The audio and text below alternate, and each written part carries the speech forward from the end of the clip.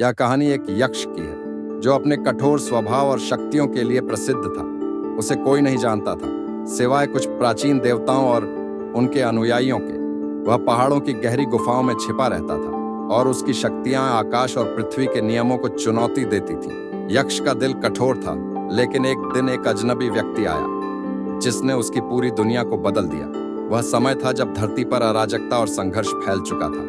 यक्ष अपनी गुफा में अकेला था, आकाश में उड़ाते हुए बादलों को देखता और सोचता, मैंने जीवन को देखा है परंतु कभी भी कुछ सच्चा नहीं पाया। यक्ष की ताकत के बारे में किंवदंतियां फैल चुकी थी और लोग उसे भयभीत होकर ही देखते थे। एक दिन एक साधु एक पहाड़ी मार्ग पर यात्रा कर रहा था। यह साधु एक अजीब सी शांति में लिप्त था, जबकि उसके पास कोई हथियार या सुरक्षा नहीं थी। उसने सुना था कि यक्ष की गुफा के पास एक रहस्यमयी शक्ति छिपी है और वह उस शक्ति से मिलना चाहता था। साधु यक्ष की गुफा के पास पहुंचा और एक भयानक आवाज सुनाई दी। यक्ष ने कहा, तुम कौन हो जो मेरी शरण में आ रहे हो? साधु निडर होकर उत्तर दिया, मैं एक साधु हूँ और मैं यहाँ तुम्हारी शक्ति को जानने आया हूँ। यक्ष का चेहरा कठोर था, लेकिन वह अजीब सी चुप्पी में डूबा रहा। उसकी आंखों में एक गहरी तृष्णा थी जो हमेशा उसे तंग करती थी। साधु ने यक्ष से पूछा, तुम इतनी बड़ी शक्ति के मालिक हो, लेकिन तुम अकेले क्यों हो? यक्ष की आंखों में एक गहरी उदासी थी और उसने धीरे से कहा, मेरे पास जो शक्ति है वह कभी भी किसी काम की नहीं रही। लोग मुझे चाहते थे, लेकिन वे मुझे कभी समझ नहीं पाए। लोग डरते थे और मुझे अपना शत्रु मानते थे। साधु ने एक हल्की मुस्कान के साथ उत्तर दिया, शक्ति केवल बाहरी रूप में नहीं होती, बल्कि यह हमारे दिलों में भी होती है। यदि तुम्हारे दिल में दया और सहानुभूति है तो तुम सब कुछ बदल सकते हो। यक्ष ने उस साधु के शब्दों को गंभीरता से सुना, लेकिन उसे विश्वास नहीं हुआ।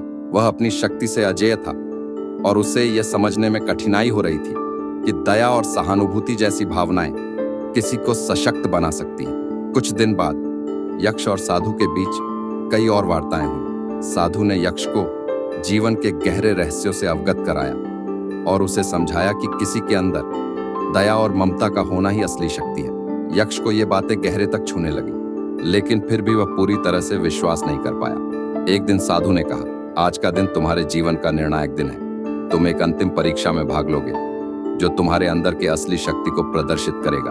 साधु ने यक्ष को एक चुनौती दी। उसने यक्ष को बताया, तुम्हें अपनी शक्ति का सही उपयोग करना होगा। तुम्हें एक पक्षी के जीवन को बचाना होगा जो तुम्हारी शक्ति से नष्ट हो सकता है। यदि तुम उस पक्षी को अपनी शक्ति से बचाने में सफल होते हो तो तुम सच्ची शक्ति को प्राप्त करोगे। यक्ष ने साधु की बातों को सुना और फिर एक पर्वत की ऊंचाई पर एक पक्षी को देखा।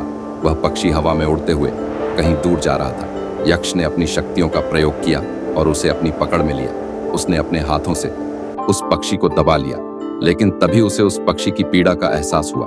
पक्षी ने धीरे से कहा, तुम्हारे पास अनगिनत शक्तियां हैं, लेकिन क्या तुम मुझे मारकर अपनी शक्ति का सही उपयोग करना चाहते हो? यक्ष की आंखों में आंसू थे और उसने पक्षी को धीरे से छोड़ दिया। उसने महसूस किया कि वह अब सच्ची शक्ति को समझने लगा था। यह केवल उसके बाहरी बल में नहीं, बल्कि उसके अंदर की दया में छिपी थी। पक्षी को छोड़ने के बाद यक्ष ने साधु से कहा, अब मैं समझ गया हूं कि असली शक्ति क्या है। मैं अकेला था क्योंकि मैंने कभी किसी से दया नहीं की थी। अब मैं अपनी शक्तियों का उपयोग लोगों की मदद के लिए करूंगा। साधु ने यक्ष को आशीर्वाद दिया और कहा, यक्ष, तुमने अब अपनी शक्ति का सही उपयोग जाना है। अब तुम्हारा जीवन सच्चे उद्देश्य के लिए समर्पित होगा। इसके बाद यक्ष ने अपनी शक्तियों का उपयोग न केवल अपनी रक्षा के लिए, बल्कि दूसरों की मदद के लिए भी करना शुरू किया। उसकी कठोरता और वीरता अब दया और करुणा में बदल चुकी थी। यक्ष ने अपनी नई यात्रा की शुरुआत की और उसका दिल अब सच्ची शक्ति से परिपूर्ण था। यक्ष की दया हमें यह सिखाती है कि बाहरी शक्ति, चाहे वह कितनी भी बड़ी क्यों ना हो, केवल तब तक मायने रखती है जब तक हम उसे सही दिशा में प्रयोग करते हैं। यक्ष का अनुभव यह दर्शाता है कि सच्ची शक्ति दया, सहानुभूति और आत्मा की शुद्धता में निहित है। इस कहानी के माध्यम से हमें यह समझने की आवश्यकता है कि हमारी आंतरिक शक्ति ही हमें असली विजय दिलाती है।